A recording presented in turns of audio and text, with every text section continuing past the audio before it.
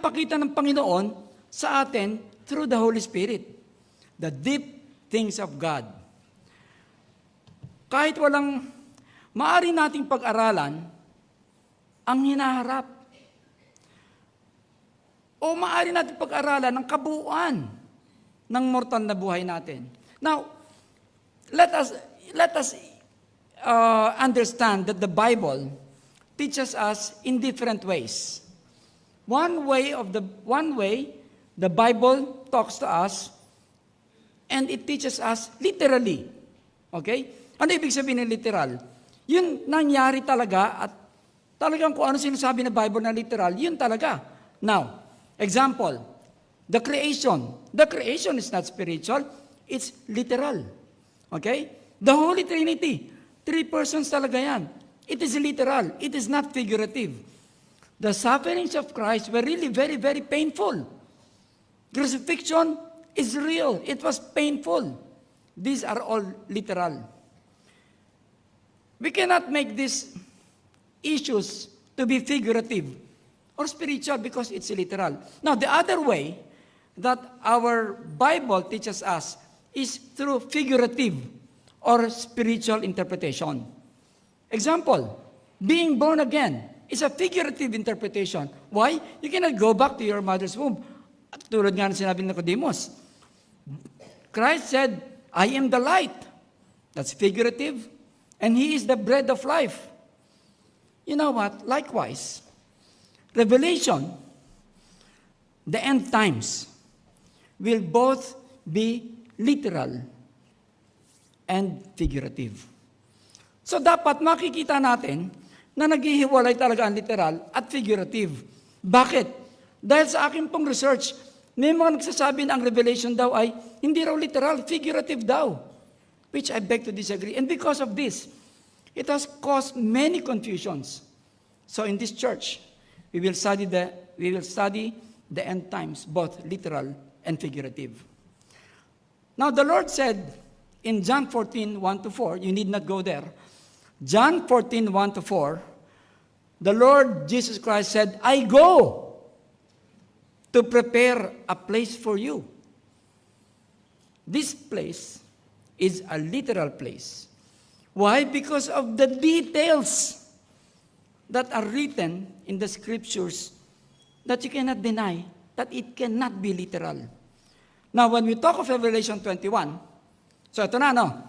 This is June 9, 2024. When we talk of Revelation 21, marami na po nangyari. So future ito, future tense. Future. By Revelation 21, rapture has already literally occurred. Wala na tayo rito sa mundo. A new glorious temple, the third temple, has already been erected sa Jerusalem. By Revelation 21, tribulation is over. The literal tribulation na paghihirap, tapos na. By Revelation 21, Armageddon has been won by Christ. Tapos ng Armageddon. By Revelation 21, Satan has already been chained 1,000 years. And the good news is, Satan and the devils are already in the lake of fire. The final rebellion against Christ has been crushed. Satan and devils, along with those who rejected Christ, has already been judged on the great white throne and now burning in the lake of fire. So after all of this, John, the apostle, sees a vision which is Revelation 21. I would like to invite all of you to please stand up as we read Revelation 2, 1-9.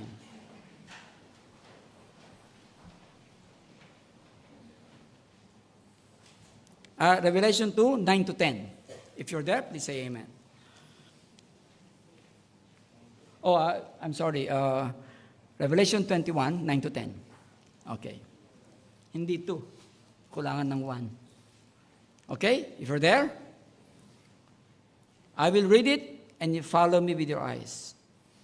And there came unto me one of the 7 angels, which had the 7 vials, full of the 7 last plagues. and talked with me, saying, Come hither, I will show thee the bride, the Lamb's wife. And he carried me away in the Spirit to a great and high mountain, and showed me the great city, the holy city, Jerusalem, descending out of heaven from God. Let's pray. Almighty Father, we thank you so much, Lord, for you are holy. We thank you for who you are and for all of your qualities. We thank you, Father, for we can worship you in spirit and truth. And we thank you, Lord Jesus Christ, for all your sacrifices to us, that we can now see the final place. And thank you, Holy Spirit, for you are within us. I pray that you would fill this whole church with the Holy Spirit, that the message will not get away from the hearts and from the minds of the people listening. And I pray, Father, that thou would allow us to be excited. Yes, Lord, one day is another day, closer to seeing thee face to face. Father, we are excited and we look forward for meeting thee. And we ask all of this in Jesus Christ's most precious name. Amen. Okay.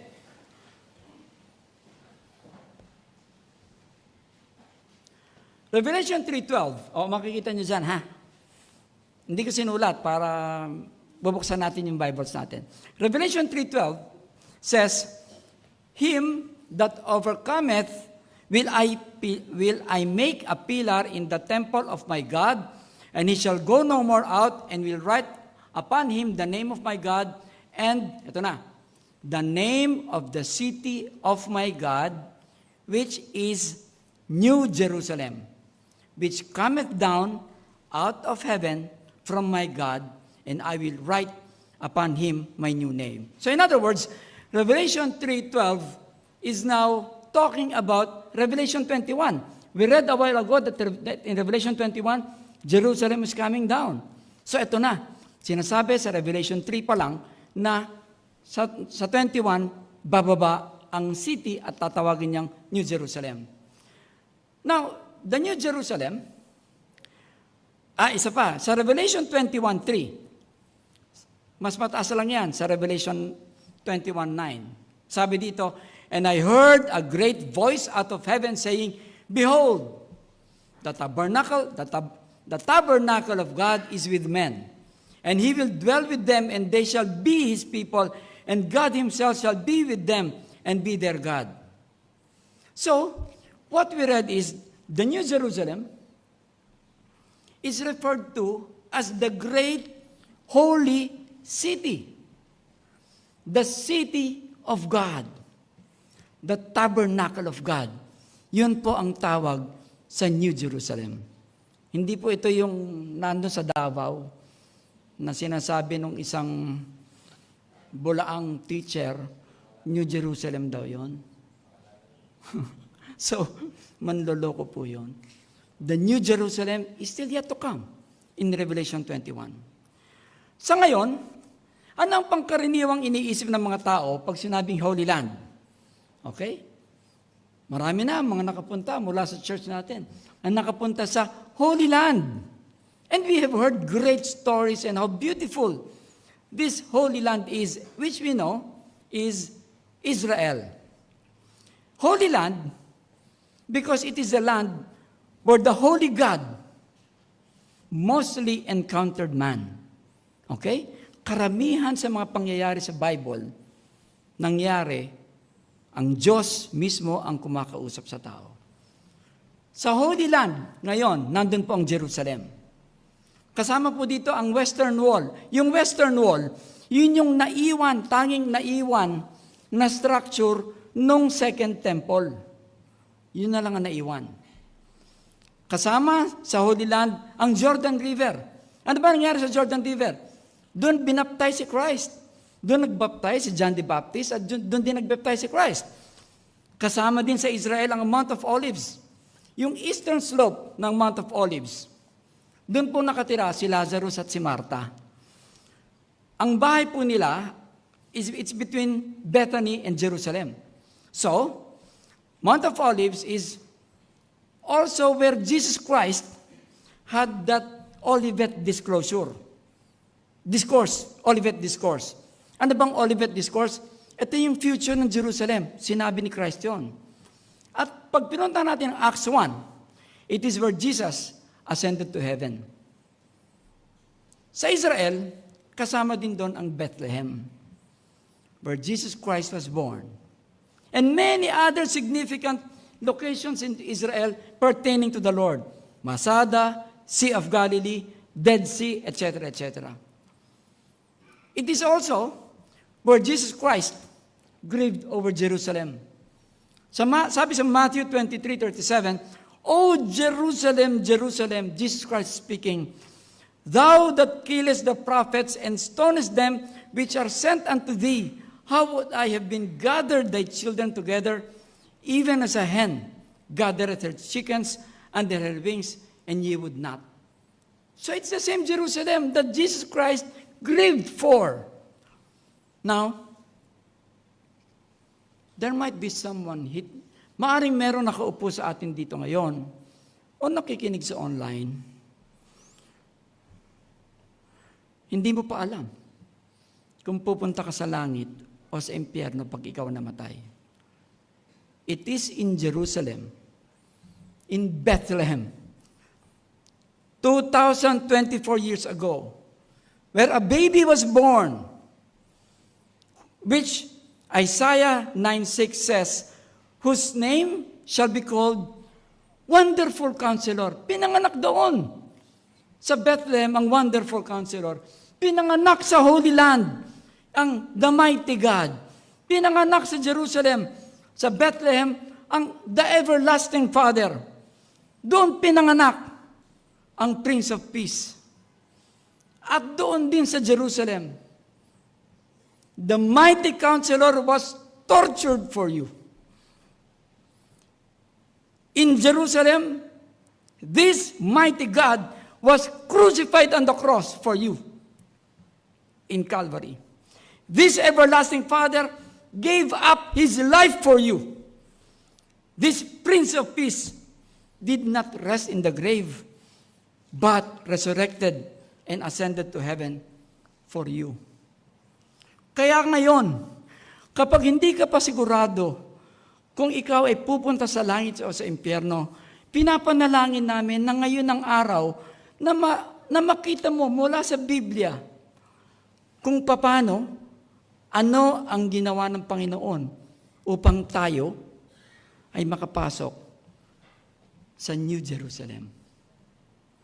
Revelation 21 called the New Jerusalem. Because sa Revelation 21 po, New Jerusalem ang tawag kasi yung present-day Jerusalem by that time, nasunog na. Di ba? The heaven and earth would have been burned before Revelation 21, on Revelation 21. So nasunog na. Kaya ang tawag, the New Jerusalem. So, the New Jerusalem is called the Holy City. Ano ba ibig sabihin na holy? Holy means, it came from the Greek word hagios. Holy, hagios. It means, physically, it is pure. So pag sinabing, hagios, physically, pure, talagang pogi, macho. But, it can also mean morally to be blameless. It also means ceremonially consecrated o inilaan para sa Panginoon. Therefore, the New Jerusalem which is coming down, na binasa natin kanina, is a pure, blameless, consecrated city. Completely different from what we know today as the Holy Land. It is not. It is the New Jerusalem, the holy city. The Jerusalem coming down from heaven is called holy because, why? We read a while ago, it is made in heaven and coming down out of heaven. Now, mahal po magpunta ng Holy Land. Ngayon, pag tayo nag-tour, magbabayad ka ng aeroplano, magbabayad ka ng hotel, hindi po mura. maaring hindi mo na siya mapuntahan in your lifetime. Tulad namin. We may not be able to see the Holy Land, Israel.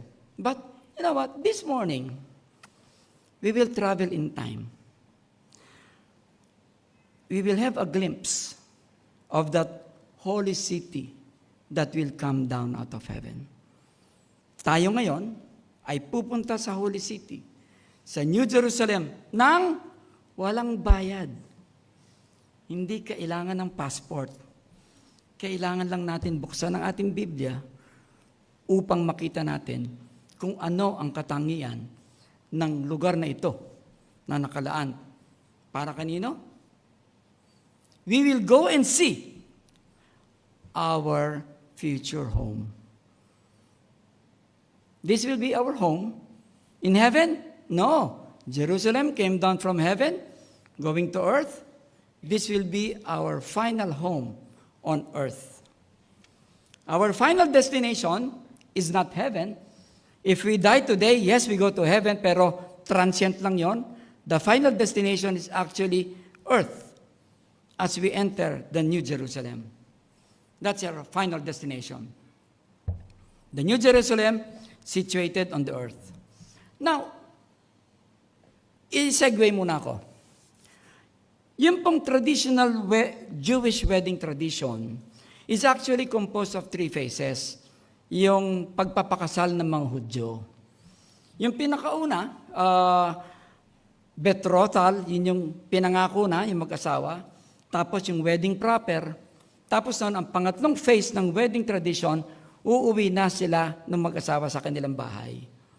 So sa Revelation 21, ito yung pinakahuling bahagi ng Jewish wedding tradition. Kung saan natin makikita na magiging magkasama na ang groom, that is Jesus Christ, and the bride, which is the church, and all believers of Christ. Magkasama na, titira na sila doon. John 14:1-4 says, maalala natin, nandun pa sila sa Lord's Supper. Kinakabahan yung mga apostles. Ano sinabi ni Jesus Christ? Sabi ni Jesus Christ, let not your heart be troubled. Okay, matakot. Ye believe in God, believe also in me. In my Father's house are many mansions.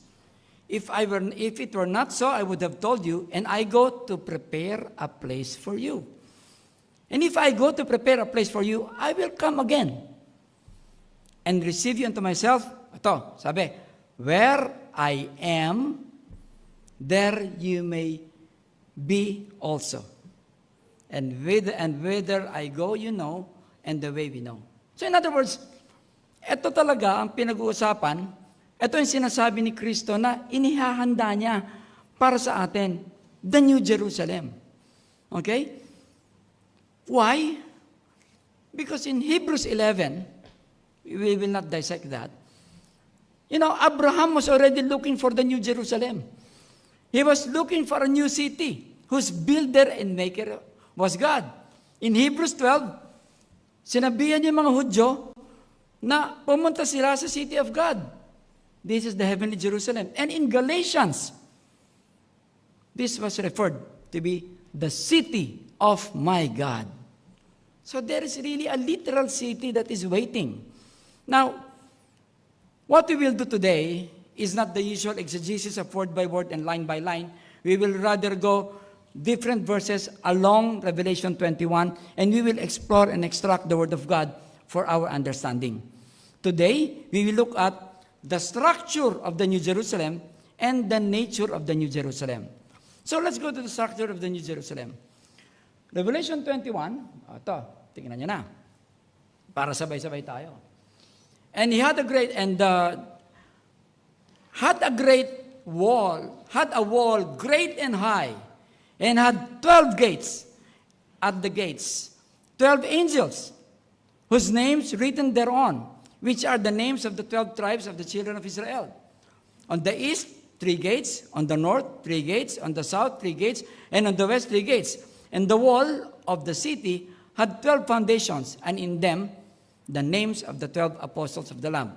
Okay, let's look at the wall. Una sinabi, great and high. The wall. was great and high.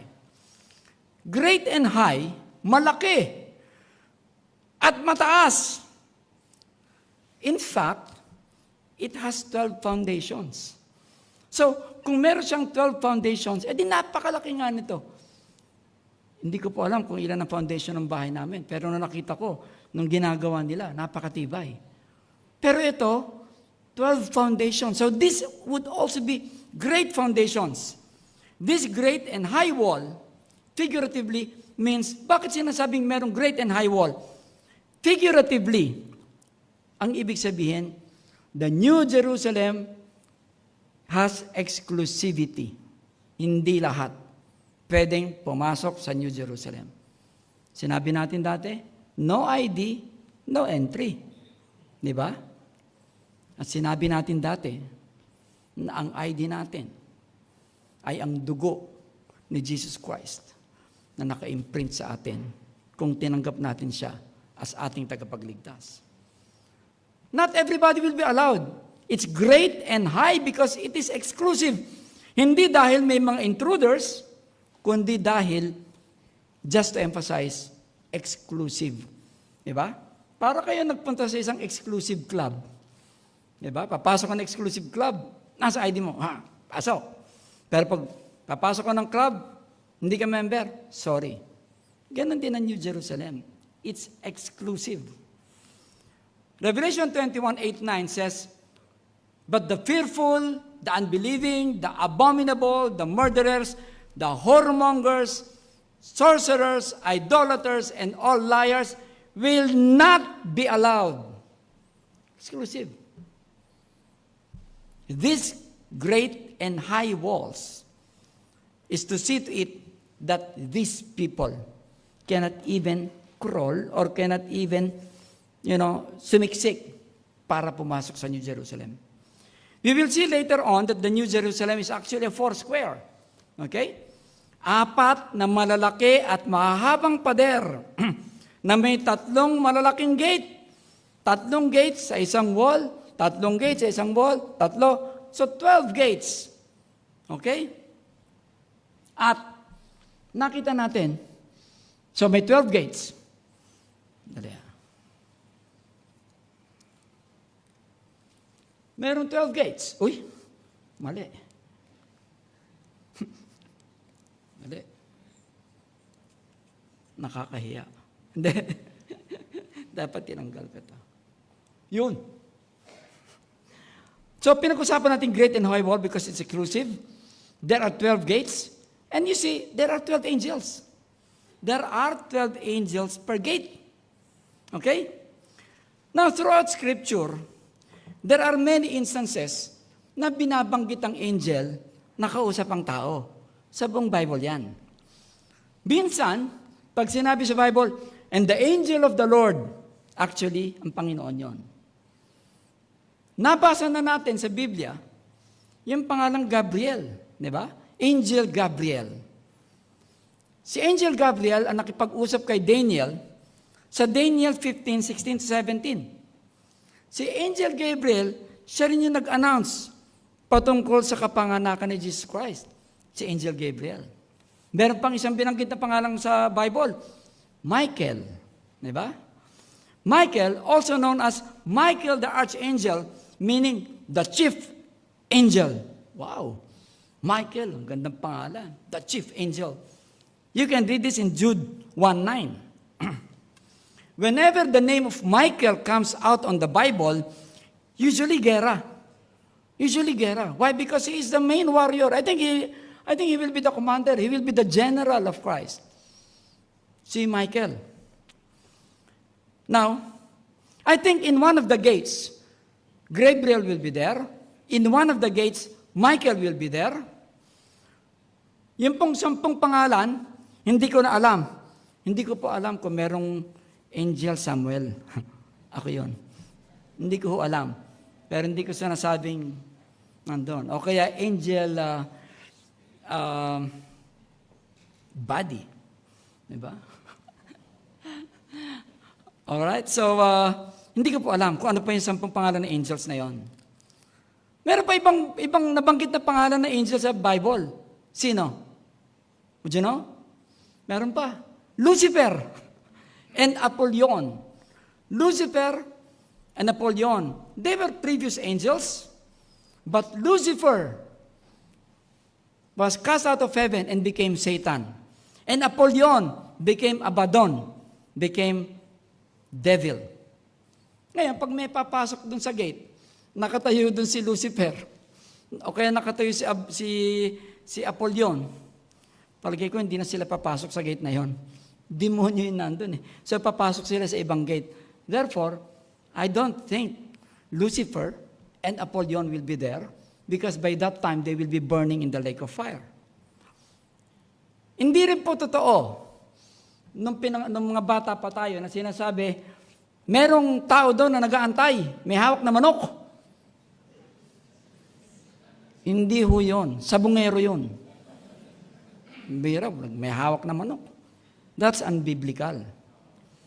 Ang mga nandun na nagbabantay ng gates ay mga angels. This is the gates of the holy city. I presume these angels will be the ones who will check your name. Okay, Book of Life, open. Entry. Gilbert Castillo. In the Book of Life, check. Etc., etc. Pag wala yung pangalan mo doon, malamang yung angel na magsasabing, hindi ka pwede rito. Although, unbelievers are already in the lake of fire, but at this time, there is still this Book of Life. Verse 12 says, the names of the 12 tribes of the children of Israel.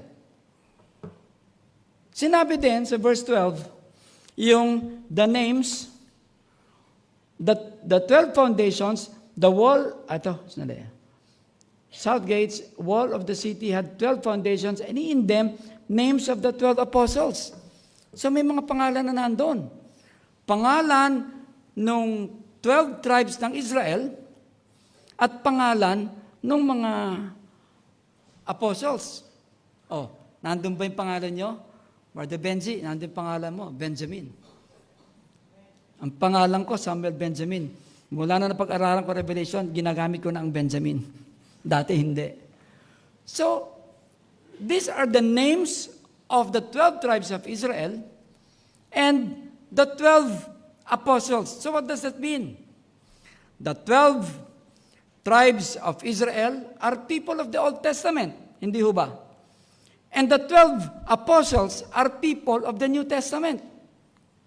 It means Old Testament saints and prophets, as well as New Testament saints, which include you and me, will be allowed to enter and live in New Jerusalem. There is union. Napakaganda. And he that walked... Okay, let's go to verse 15.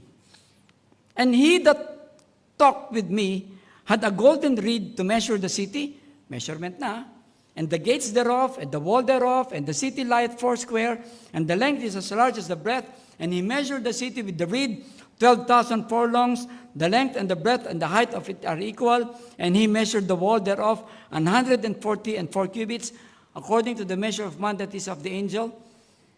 This is the dimension of the New Jerusalem. Makikita natin kung gaano kalaki ang New Jerusalem. It will be a super, mega, ultra city. We read in the Bible different terms of measurement. Merong furlongs, merong cubits, merong stadia. Gaano ba kahaba itong mga to? Assignment nyo na yun. Hindi ako mahilig with numbers. Kaya nga ako nagdoktor eh. Assignment nyo na yun. Now,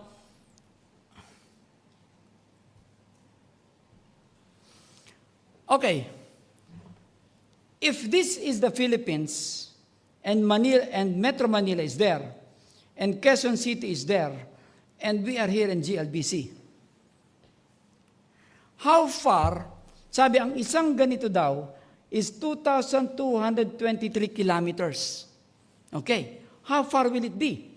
So from Quezon City Kunwari dito may airport, sumakay ka na aeroplano, papunta yan hanggang Busan, South Korea.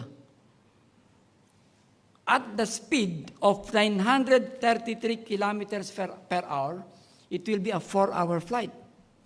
Pag nag-aeroplano ka, papunta doon sa Busan, 4-hour flight. So, lumilipad ka, nakikita mo yung New Jerusalem. The average speed is 933 kilometers per hour. One side pa lang yon. Now, if you would fly from Quezon City to Seoul, makita mo yung one side, pumunta ka ulit ng isang side, at babalik ka, it will take you 16 hours. 16 hours, non-stop flight, to go around the New Jerusalem. Now, ganyan kalaki. The ground area will be 5,179,976 square kilometers. Hindi ko maisip kung gaano kalaki yun. Napakalaki nun. Now, ganyan daw po ang magiging itsura. Okay? Now, yan ang source ko. Okay. Let's talk about height. Airplanes fly 9.4 kilometers above sea level. Ito. Diyan lumilipad yung airplane. Yung airplane, umaabot siya hanggang 50 kilometers from the ground. Yan ang airplane. Okay? Now, ito, troposphere. Saan ba troposphere? The troposphere, 11 kilometers from the ground. Ayan. By the way, i-upload ko rin to sa Surgery of the Heart, so pwede nyo i-download. Pwede nyo gamitin sa Bible study nyo. So, ngayon, yung pong Kármán line is 100 kilometers banda dito. Kármán line. Ano ibig sabihin ng Kármán line? That is the edge of the atmosphere. Above that is the thermosphere. You know what? New Jerusalem, since it is a cube, will be up to here, up to 2,225 kilometers from the ground. That will be the height of the New Jerusalem. Now, if you will go on the roof deck, and if you go there and watch, at habang nagkakape ka, pag tumingin ka sa baba, makikita mo yung aeroplano. Di ba ngayon pataas? Pag tumingin ka pa baba, makikita mo yung mga ganyan, at makikita mo rin yung mga meteors. Hindi lang yon. Yung pinapangarap mong puntahan na Aurora Borealis, nasa baba. Okay? At maaring habang nagkakape ka, may dumadaan na satellite. That's how tall. That is the height of the New Jerusalem. It's 2,225 kilometers high. The length, the width, and the height equal. It is 114.4 billion square kilometers. It will be a perfect cube. Perfect cube. Now, the total area, if I may put some mathematics, you may or may not believe me, is area equals 6 times a squared, and that will be 4,950,625 square kilometers. Now, the average, tinanong ko po kay Engineer Benedict, what is the average floor of buildings? The average floor, dito one floor to the other is about 3 meters. 3 meters. Okay, 3 meters. Now, if a building will be made from the floor of the New Jerusalem to the rooftop, tulad niyan, it will have 741,688 floors. Gusto ko tumambay sa 741,669 floor sa roof deck. Okay? Now, sabi po sa John 14 verse 2, in my Father's house are many mansions, sa King James. Pero sinabi sa New American Standard Bible, in my Father's house are many rooms, which I think is a better translation. So, in the US, average size. Now, therefore, question, gaano karaming tao sa buong mundo na mga saved, magkakasya kaya dyan? Pinuntahan ko internet. Sabi nitong website ito, the question is, how can great multitude 7.5 fit in the New Jerusalem? There will be 1 quintillion 500 quadrillion apartments. Apartment is composed of a sala, a living room, toilet, etc., spa. Nilagyan pa ng spa. It will be that big.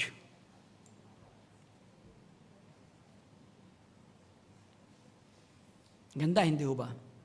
Now, let us leave New Jerusalem for a while. Let's go to the Old Testament. Pagkatapos po ibigay ng Panginoon ang 10 utos kay Moses, nagbigay siya ng instruction. Sa Exodus 2:8, huwag niyo na puntahan doon. Sabi, and let them make me a sanctuary that I may dwell among them. Nagagawa ng isang sanctuary upang ako ay makitira sa kanila. Sabi ng Panginoon. Sanctuary in Hebrew is mikdash. Mikdash. It means a consecrated thing. It is a hallowed part. It is a holy place. Dwell in Hebrew is shaukan. It means to reside permanently or literally or figuratively. Sa Tagalog, mananahan or maninirahan. So sinabi ng Panginoon, gumawa kayo ng sanctuary upang doon ako manirahan. Now, ang tinawag po sa lugar na to ay tabernacle. Diba kanina nabasa natin, tabernacle din ang tawag sa New Jerusalem. The tabernacle is composed of an outer court where the sacrifice is being made. Nandun na yung ganon. And then, ang susunod is the holy place. And then after that, the innermost part is the Holy of Holies. Doon sa Holy of Holies, doon nakalagay yung Ark of the Covenant. At ano ba nakalagay sa Ark of the Covenant? The 2 tablets wherein the 10 Commandments was written, that was actually given by the Lord. Not really physically kasi binasag naman niya yung una, but it is where the 2 tablets of the 10 Commandments are placed inside the Ark of the Covenant, inside the Holy of Holies, which is the innermost part of the tabernacle. The dimension of the Holy of Holies sa tabernacle, 10 cubits by 10 cubits by 10 cubits, or in Philippine measurement, 4.57 meters by 4.57 meters by 4.57 meters. Therefore, it is a perfect cube. Perfect cube din yung Holy of Holies. We read a while ago that the New Jerusalem is also 22,225 meters, 22,225 meters. It's also a perfect cube. Is this coincidence? Of course not. Pinapakita lang sa atin na ang Biblia talaga ay salita ng Panginoon. It was, and it's still forbidden, to have an image of God, hindi ho ba? Sinabi, hindi pwede. Kaso ang tao po, mahina. Ibig sabihin, ang tao, kailangan pa niya, man is physical and visual. So that the Lord gave this tabernacle, gave this Holy of Holies, so that they can pray, because that is how they feel it, so that the people can feel the presence of God among them. The Holy of Holies that signified the presence of God among the Israelites is a perfect cube. The New Jerusalem, wherein believers will dwell, is likewise a perfect cube. Kaibigan, kung hindi mo alam kung ikaw ay pupunta sa impyerno o sa langit kapag ikaw ay namatay, Nakita mo, napakalaki ng New Jerusalem. It will contain a lot of people. It has many rooms that Jesus Christ spoke of. You know what? Pwede mong gamitin ang isang room doon. Only if you repent of your sins and accept Jesus Christ as your Savior and Lord. Pwede. Now let's go to the next part. The nature of the New Jerusalem. Revelation 21:11 says, having the glory of God, and her light was like unto stone and most precious, even like a jasper stone, clear as crystal. Ano ibig sabihin na having the presence of God? The whole New Jerusalem is filled with the presence of God. Okay? What is being described in the New Jerusalem is not God, but the presence of God. Oh, wag natin gagawing Diyos in New Jerusalem. It is the presence of God. However, it is being described in reference to God's beauty and splendor.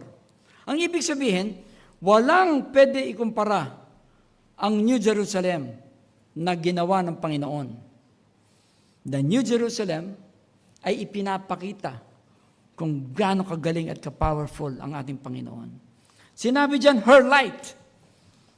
So, ibig sabihin, yung New Jerusalem may ilaw. Di ba? But, tingnan nyo, and her light was like. Therefore, ngayon, ito muna. And this light is likened to a jasper stone.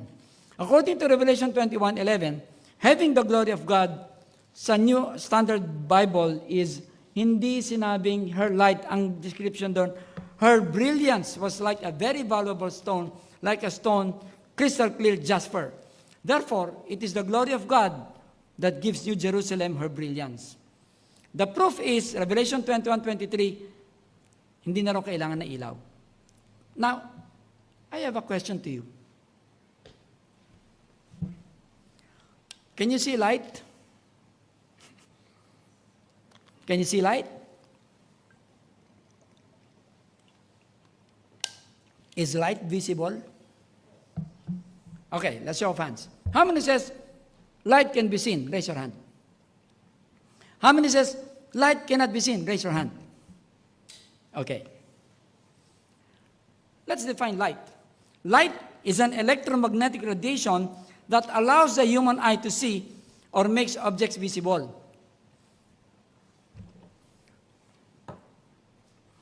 Nakikita natin ang mga bagay-bagay dahil tinatamaan ng ilaw.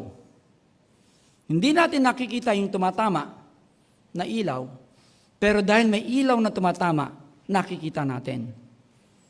Nakikita ko kayo dahil may tumatamang ilaw. Nakikita niyo ako dahil may tumatamang ilaw. Patayin natin ang ilaw. Magkakakitaan ba tayo? Hindi. Kadiliman. Therefore, in a way, light itself is not visible. Pero sinabi dito, the New Jerusalem is visible. Why? Because the glory of God is making it visible. So, I think in the New Jerusalem, there will be no shadows. Why? Because the light is coming from all over. It is the glory of God. John 8:12 says, then spake Jesus again unto them, saying, I am the light of the world, and he that followeth me shall not walk in darkness, but shall have the light of life. You know what? Just like the New Jerusalem, light emanates from God because he is the light. Jesus Christ also is the source of light, and he is light himself. Ngayong mga panahong ito, hindi na natin nakikita si Jesus Christ. The world cannot see the glory of God because this is a fallen world. John 8:12 says, Christ is the light. And if we are Christians, we are Christ followers, the light of Christ should be seen in our lives. The light is Christ, and it should hit us, and people should see the glory of God in our lives. Matthew 5:14 says, you are the light of the world. A city that is set on a hill cannot be hid. You know what? People look and study the lives of Christians. We Christians declare the glory of God. We Christians declare the glory of Jesus Christ. But if your life as a Christian is far from Christ, then the world will not see His glory. People look at you, how you honor God. People look at you, how you raise your family. People look at you on where you go on Sundays. People look at you on how you deal with your neighbors. People look at you on how you deal when you're angry. People look at you on how you deal when you're frustrated. People look at you on how you take care of your husband or your wife. People look at you on your dealings with your parents. We should declare the glory of God in our lives because Christ is the light and it should be seen in us. Ganun po ang nangyari sa New Jerusalem. It is not the light, but the glory of God can be seen in the New Jerusalem. Now, sinabi po kanina, nabasa natin, yung salitang jasper stone. According to International Gem Society, jasper stone is a very common stone. It is opaque. Oh, hindi transparent. Hindi ko po kamayan. It is solid. It is patterned variety of cryptocrystalline quartz. You know why it is opaque? Because it has its impurities, mineral impurities. Revelation 21:11 says, yun daw jasper sa New Jerusalem, clear as crystal. Eh bakit ito hindi clear as crystal? Well, figuratively, God's love is for all men.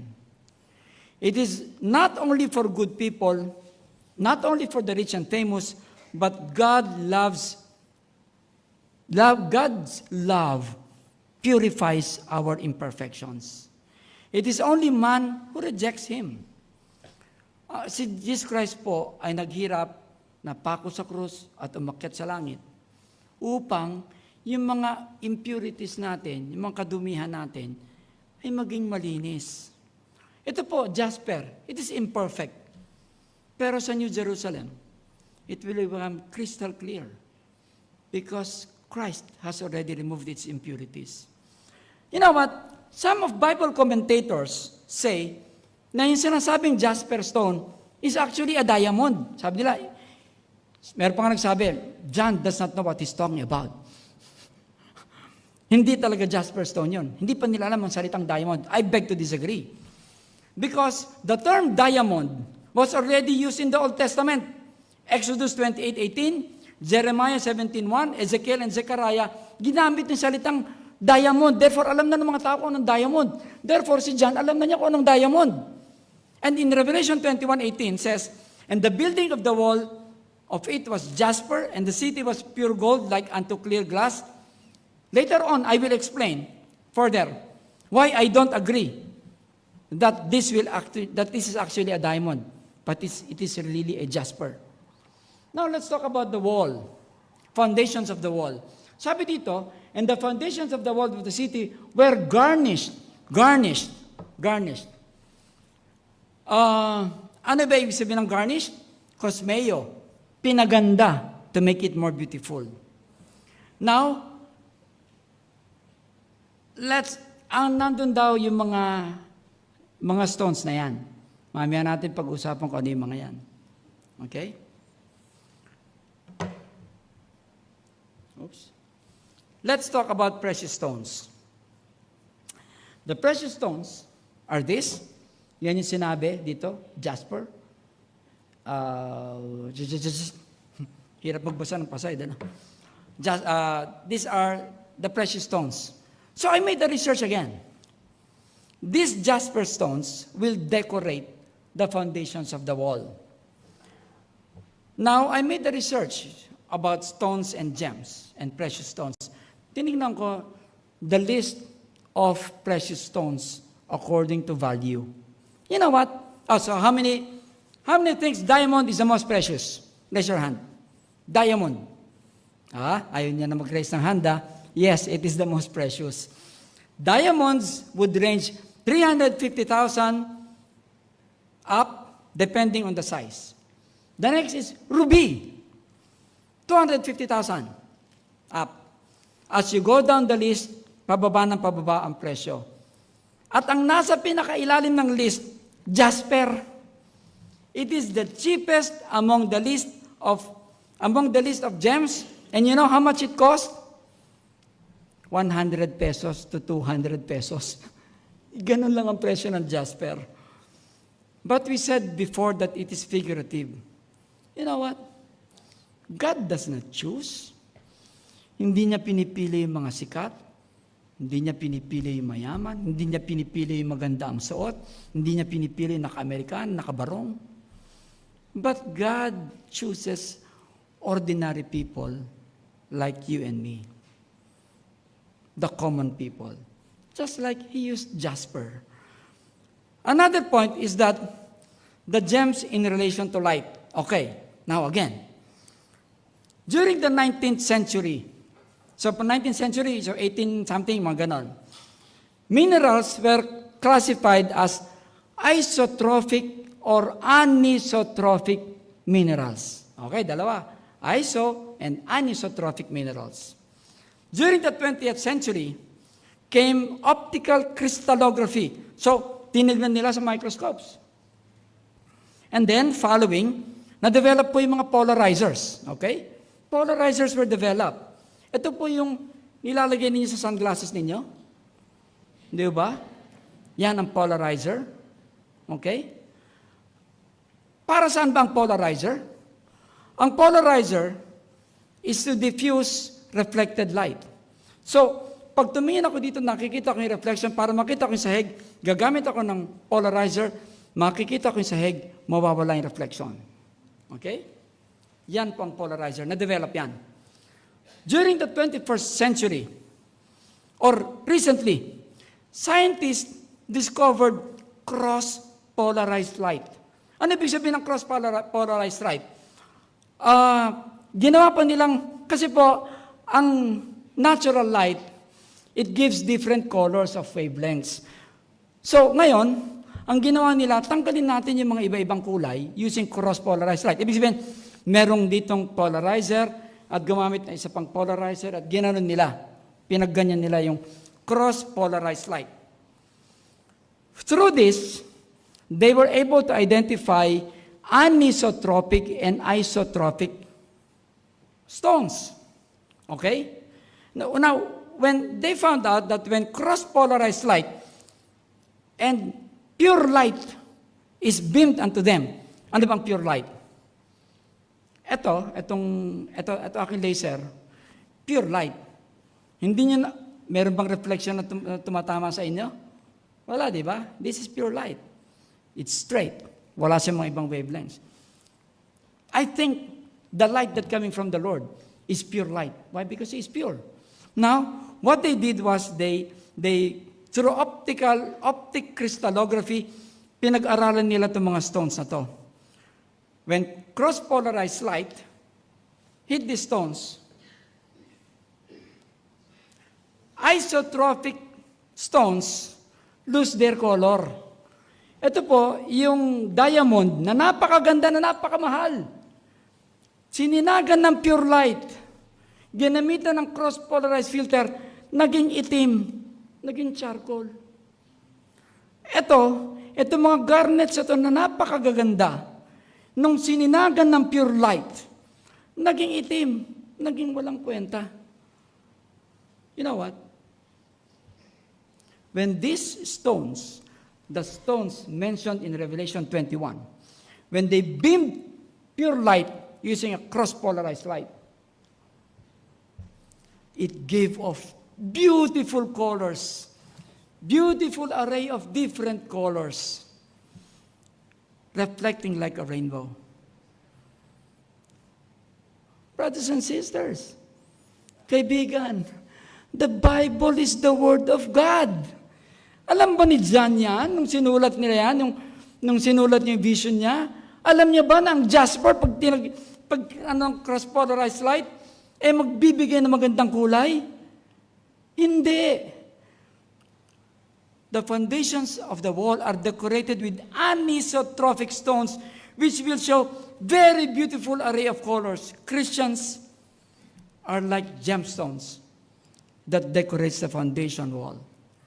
Some Christians may be precious like diamonds and garnets,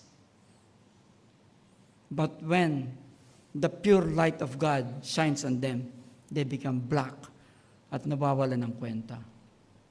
Meron pong taga Davao. Marami po sa Amerika ang mga false teachers. They seem to be diamond, living in diamonds, but they're actually nothing.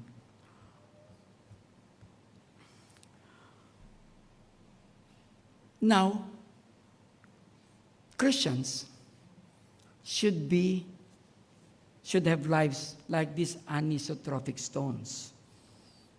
We exude bright light. And you know what is that called? That is called the fruit of the Spirit. The fruit of the Spirit. Are you a diamond? Or are you a jasper? I'd rather be a jasper. The friendly ghost. Biro na lang yan. Now let's talk about the pearl gates. Pearl gates. You know how pearls are formed? Pearls are formed, nakasarado yan. Pero pag bumuka yan, yung pearl na yan, and then a worm goes in, nakalimutan ko na yung pangalan ng worm, or a parasite enters this oyster, the oyster, as an act of self-defense, will secrete a fluid containing aragonite and concholine. As this fluid that is secreted by the oyster against that parasite, it produces a nacre. Nacre is the mother of pearl. So, nabubuo ang pearl because of injuries. The gigantic pearls that we have read in Revelation 21 signifies the injuries of all believers in Christ. It signifies the lives of the apostles na pinugutan ng ulo, na itiniwarek, alang-alang sa gospel. The pearl that is produced is the result of the injuries of Christ that He has suffered to produce these great pearls. The pearls are produced because of your hurts, yung mga pasakit ninyo, para kay Christ. The blood of those who resisted the Antichrist during the tribulation produces pearls. Now let's go to the streets of gold. Our present knowledge of gold, wala akong gold eh. Our present knowledge of gold is, it's actually colored yellow, di ba? Anong kulay ba ang gold? Gold. Di ba? Hindi naman natin pwede sabihin yung gold ay color yellow. Ang alam natin na ang kulay ng gold ay gold. Hindi ho ba? It is not transparent. But the Bible said, gold, clear as glass, clear as crystal. Now, meron nga ako nabasa, sabi, yun daw sa Revelation is actually illogical. It's crazy because we know that gold is gold and it's not transparent. So how could it be? You know what? These intelligent people pretending to be intelligent is actually mocking the intelligence of God. God will make gold transparent. But AdvancedScienceNews.com says, gold films made suitably thin can exhibit high transparency. Pwede pala yun.